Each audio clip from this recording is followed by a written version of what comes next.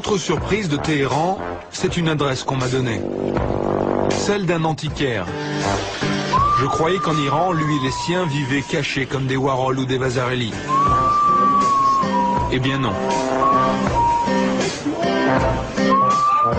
Hello, bonjour monsieur.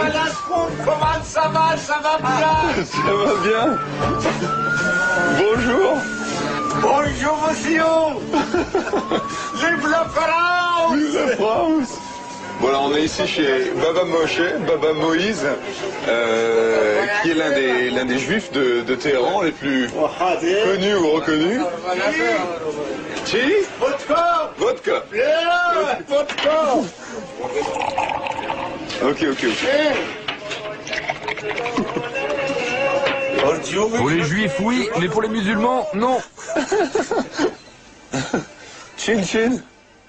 L'Achraïm. So you make it? Mais ça, c'est vous qui le faites? À base de raisin, et c'est fait à la maison. La maison. Dans la maison. Ah, très joli. Bon, il y a de la vodka et des femmes nues, on est clairement dans un autre espace-temps ici à Téhéran, quoi. Bon alors, c'est facile d'être juif à Téhéran ou pas? C'est très bien ici, ils nous laissent en paix. Tout ce qu'on dit, ce sont des mensonges. Ici, on s'amuse avec les musulmans, on rigole ensemble et personne vient nous emmerder. Il ne faut pas que j'aille boire cette vodka devant les mollahs, mais les Iraniens, ils sont géniaux. En fait, pour les juifs comme pour les autres minorités religieuses, les temps ont été durs après la révolution islamique. Aujourd'hui, leur situation s'est nettement améliorée. Est-ce qu'il y a une synagogue ici à Téhéran? In Tehran? Il y a 25 synagogues juives. 25? Jewish in here? Can I go to a... Je peux y aller moi ou pas? Picture? Maintenant je peux y aller. J'ai ma kippa.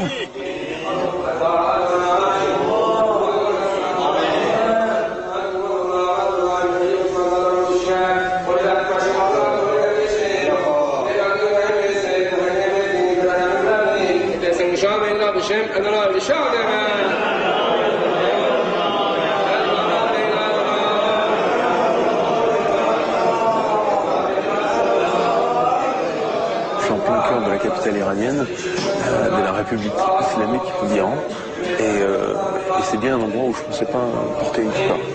Et c'est absolument incroyable de se dire que dans un pays où le président appelle à la destruction d'Israël, il y aurait une communauté juive.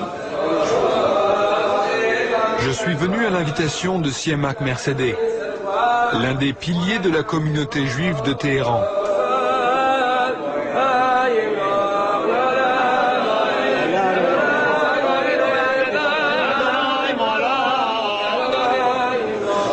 Ils ont sorti la Torah et ils sont en train de prier avec. C'est vraiment des images que j'imaginais pas voir en Iran, quoi.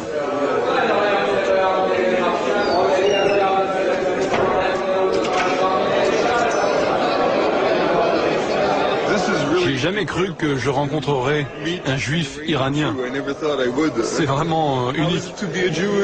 C'est comment d'être juif en Iran? Vous devez vous rappeler que les Juifs vivent en Iran depuis plus de 30 siècles. Alors ce n'est pas un phénomène exceptionnel. En fait, ce sont souvent les médias qui racontent n'importe quoi. Nous sommes la plus grande communauté juive du Moyen-Orient après Israël, et c'est vrai qu'être une minorité religieuse dans un pays religieux, ça peut poser des problèmes. Mais ce ne sont pas des problèmes majeurs. Il y a des gens qui comparent les conditions des juifs ici à ceux des juifs en Allemagne avant la guerre. On ne peut pas la comparer. Parce qu'en Allemagne, ils devaient faire face à un régime fasciste et raciste. Le système iranien n'est pas un système fasciste. Il y a des conflits entre le gouvernement iranien et Israël, mais cela n'affecte pas la vie des Juifs iraniens. Le gouvernement iranien, comme la population du pays, font une distinction claire entre sionisme et judaïsme. Donc les conflits politiques entre le gouvernement iranien et le sionisme n'affectent pas la vie quotidienne des Juifs iraniens. Mais je trouve qu'il y a un peu un mélange entre la culture juive et la culture iranienne, non? Oui. Un syncrétisme. Tout à fait. C'est une combinaison entre nos deux cultures. C'est ce qu'on peut voir dans de nombreuses synagogues en Iran. Mercedes veut me montrer un autre temple de Téhéran. Le temple de la politique. Bienvenue au Parlement iranien. Ici, la Constitution garantit aux minorités ethniques et religieuses une représentation parlementaire. Et Mercedes est le député des 25 000 juifs d'Iran.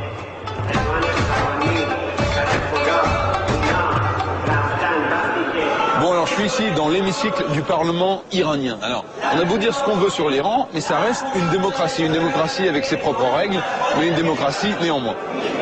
Et alors, ce qui est très intéressant, c'est que dans tout le Moyen-Orient, le seul autre pays qui est aussi une démocratie, avec ses propres règles, c'est Israël.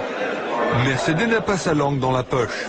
Même si démocratie autoritaire oblige, il ne s'éloigne jamais du discours officiel. Mais alors, est-ce que l'Iran veut devenir une vraie puissance mondiale? Bon, l'Iran, c'est déjà une grande puissance dans la région. Personne ne peut faire quelque chose dans tout le Moyen-Orient sans tenir compte des intérêts du peuple et de la nation iranienne, c'est évident. L'Iran est une démocratie. Oui. Israël est une démocratie. Oui. Mais pourquoi ces deux démocraties ne peuvent pas s'entendre? Israël est un pays jeune qui a été créé sous l'influence de forces extérieures à la région. Mais l'Iran est un vieux pays avec une histoire millénaire. On ne peut pas les comparer l'un à l'autre. Bien sûr qu'il y a des différences. En Israël, une partie de la population est victime d'homicides et d'intolérance. Vous parlez des Palestiniens? Oui. Je crois que c'est la première fois de ma vie que j'entends un juif critiquer Israël. Mais ce n'est pas la première fois. Il va vous falloir changer de point de vue. Plusieurs personnes dans la communauté juive critiquent Israël. Noam Chomsky, par exemple. Et d'autres, comme l'association progressiste des Juifs d'Europe, qui au départ a d'ailleurs été créée pour lutter contre le fascisme.